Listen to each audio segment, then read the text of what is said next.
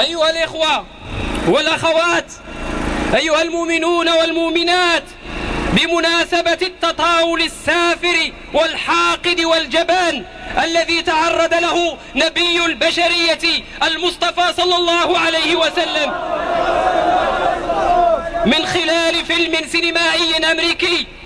بهذه المناسبة الأليمة الحزينة نظمنا هذه المسيرة لنعبر عن رفضنا لهذا السلوك الإجرامي المشين واستنكارنا القوي لهذا الاستهتار بمقدسات المسلمين وهذا الاستفزاز لمشاعرهم. أيها الإخوة والأخوات، إن هذا الاعتداء الأخير المتمثل في إنتاج وعرض فيلم سينمائي يسيء. يا المخرج يا شماتة، يا المخرج يا شماتة، هذاك راس الفا من أنت، هذاك راس الفا من أنت،